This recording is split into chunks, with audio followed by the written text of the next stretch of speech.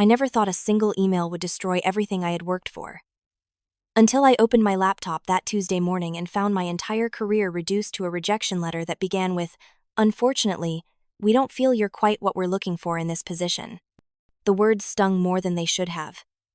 Considering I was the valedictorian of my graduating class at Northwestern University, holder of 3 academic awards, and someone who had spent the last 4 years of my life preparing for exactly this moment. But there I was, Amy Anderson, sitting in my tiny studio apartment in Chicago, staring at yet another rejection from yet another company that somehow found me lacking despite my perfect GPA and stellar recommendations. The pattern had become sickeningly familiar over the past 6 months since graduation. I would submit carefully crafted applications, nail the phone screenings, impress the technical teams during interviews, only to hit an invisible wall when it came to the final decision makers. Most of the time, I never even got feedback about why I wasn't selected. The rejections were always polite, professional, and utterly devastating. This particular rejection came from Meridian Technologies, a mid-sized consulting firm that I had been courting for 3 months. I had made it through 4 rounds of interviews, completed a challenging case study that took me an entire weekend, and even had lunch with the team I would potentially join. Everyone seemed enthusiastic about my qualifications. The hiring manager, Sarah Chen, had practically told me the job was mine after our last conversation.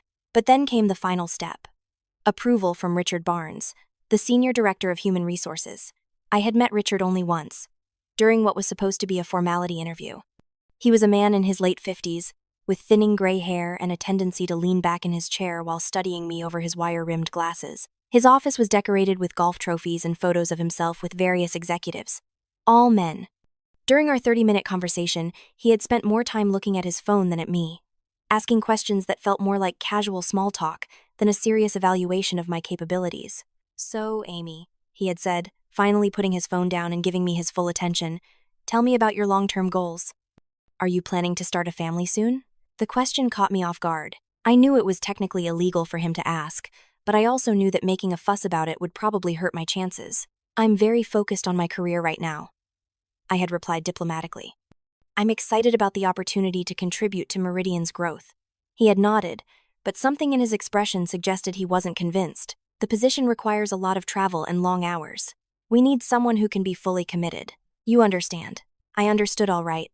I understood that despite my academic achievements, my technical skills, and my enthusiasm for the role, he was already categorizing me as a liability based on nothing more than my gender and his own outdated assumptions about what women in their 20s wanted from life. The rejection email didn't mention any of this, of course. It spoke vaguely about cultural fit and long-term alignment with company goals. But I knew the real reason. I had seen it in Richard's eyes during that interview. The same look I had been encountering more and more frequently in my job search.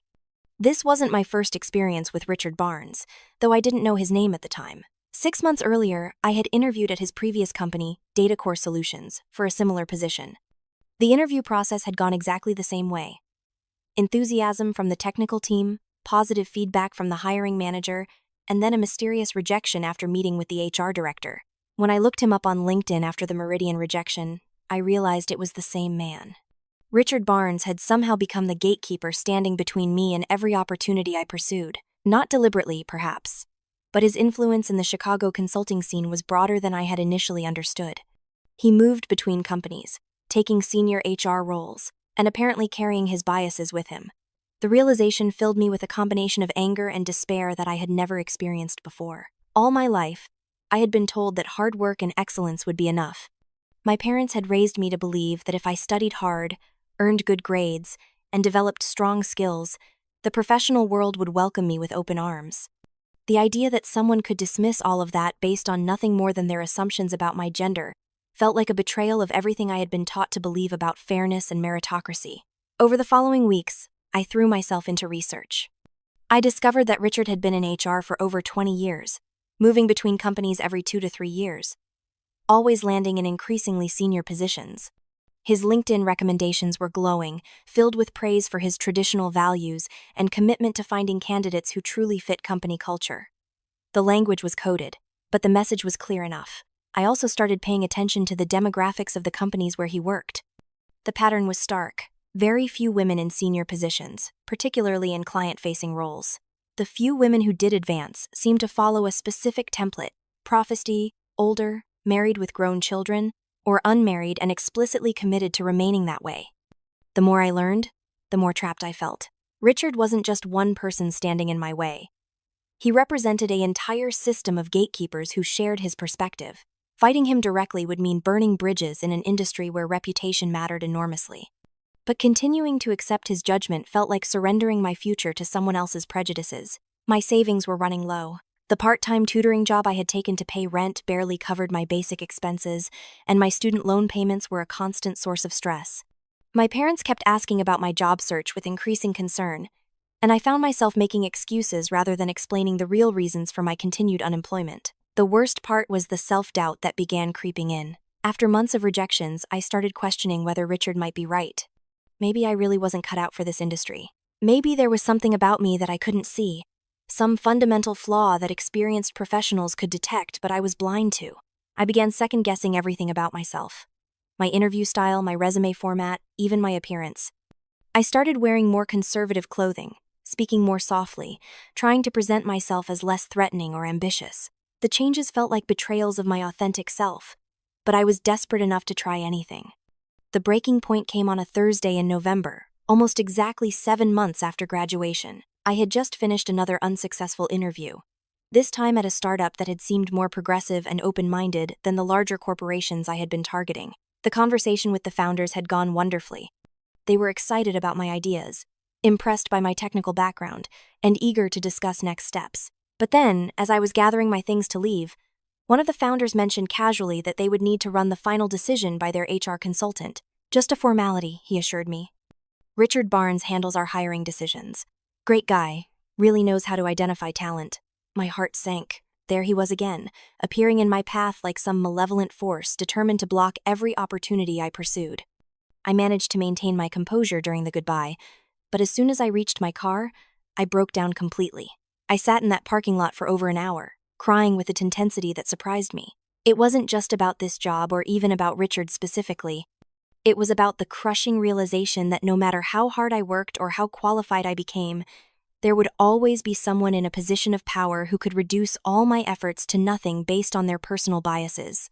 That night, I called my best friend Jennifer, who lived in Seattle and worked as a software engineer at a tech company. She listened patiently as I poured out my frustration and anger, offering supportive words and validating my feelings. But then she said something that changed everything. "Amy, you're treating this like something that's happening to you instead of something you can do something about. You're the smartest person I know. Stop letting this guy control your narrative." She was right. I had been so focused on trying to navigate around Richard's biases that I had forgotten I had other options. I didn't have to keep banging my head against the same wall, hoping it would eventually crack. I could build a different path entirely. The next morning, I started planning. Instead of applying for more traditional positions where I would inevitably encounter gatekeepers like Richard, I decided to create my own opportunity. Using my savings and a small loan from my parents, I began developing a freelance consulting practice focused on helping small businesses optimize their operations through data analysis. The transition wasn't easy. For the first few months, I struggled to find clients and often worked for rates that barely covered my expenses. But gradually, word began to spread about the quality of my work. Small business owners appreciated my fresh perspective and willingness to explain complex concepts in understandable terms. Unlike the corporate environment where my ideas had to filter through multiple layers of approval, here I could implement solutions directly and see immediate results. Within 6 months, my client base had grown large enough that I was earning more than I would have at any of the corporate positions I had been rejected for. More importantly, I was building something that belonged entirely to me, something that no Richard Barnes could take away with a single biased decision. The real test came when Meridian Technologies reached out to me a year later. They were struggling with a data integration project and had heard about my work through mutual connections. Sarah Chen, the hiring manager who had originally wanted to hire me, called personally to ask if I would consider taking on the project as an external consultant. The irony wasn't lost on me. The same company that had rejected me as an employee was now willing to pay me triple what they would have offered as salary to solve their problems as a consultant. During our initial meeting, Sarah admitted that they had made a mistake in not hiring me, though she stopped short of naming Richard specifically as the reason. I accepted the project, but on my own terms. The contract included specific clauses about communication protocols, project scope, and payment terms that protected me from the kind of arbitrary decision-making I had experienced during the hiring process. When Richard tried to insert himself into the project management, I politely but firmly redirected all communication through Sarah and the technical team. The project was a massive success.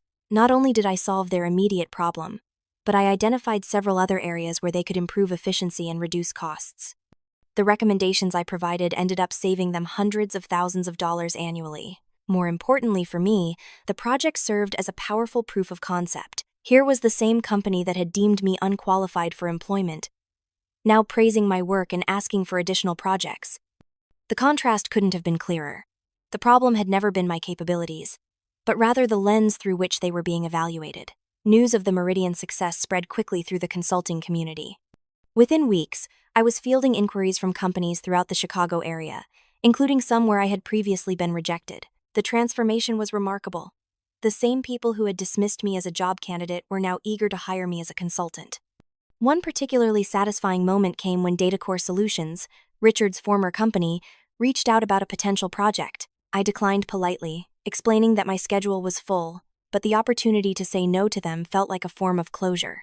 As my business continued to grow, I made a conscious decision to hire and mentor other young professionals who might be facing similar barriers. My team became intentionally diverse, including women, people of color, and recent graduates who had strong technical skills but limited professional networks.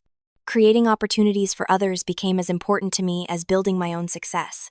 The experience taught me valuable lessons about resilience and self-advocacy that extended far beyond my professional life. I learned to trust my own judgment about my capabilities, regardless of external validation or lack thereof. I discovered that sometimes the best response to systemic barriers isn't to try to break through them, but to build alternative paths that bypass them entirely. I also learned the importance of controlling my own narrative. For months, I had allowed Richard's assessment of my worth to define how I saw myself. Once I rejected that framework and started operating from my own sense of value, everything changed. The skills and qualifications that he had dismissed became the foundation of a thriving business. 3 years later, my consulting firm employs 12 people and serves clients across the Midwest. We've been featured in several industry publications, and I regularly speak at conferences about data-driven business optimization. The same academic achievements that Richard had implicitly dismissed as irrelevant have become key selling points that help clients trust our expertise.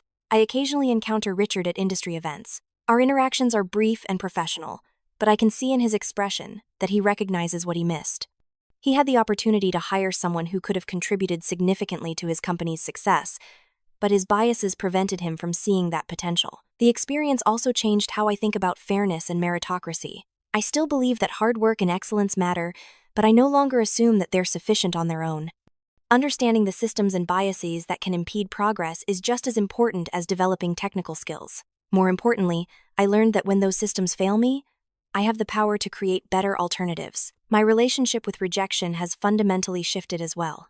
Where I once saw each no as a judgment of my worth, I now understand that many rejections say more about the limitations of the person making the decision than about my qualifications. This perspective has made me more resilient and more willing to take risks, knowing that a single person's bias doesn't define my potential. Looking back, I'm almost grateful for those months of rejection and frustration. They forced me to develop a level of self-reliance and entrepreneurial thinking that I might never have discovered otherwise. The path I ended up taking has been more challenging but also more rewarding than any corporate position would have been. The young woman who sat in her car crying in that parking lot would be amazed to see where I am now. She couldn't have imagined that her worst professional experience would ultimately lead to her greatest success. But that's often how growth works. It requires us to move through discomfort and disappointment to reach something better on the other side. Today, when I meet young professionals facing similar challenges, I tell them that they have more power than they realize. The gatekeepers and systems that seem insurmountable are often more fragile than they appear. Sometimes the best way forward isn't through the door that's being held shut, but through the window you open yourself. The rejection email that once felt like the end of my dreams now sits framed in my office. Not as a reminder of failure, but as a testament to the importance of persistence and self-belief. It reminds me daily that other people's limitations don't have to become my own, and that sometimes the most devastating setbacks can become the foundation for something far better than what we originally thought we wanted. Richard Barnes taught me an invaluable lesson, though certainly not the one he intended. He showed me that my success would never depend on winning the approval of people who couldn't see my value.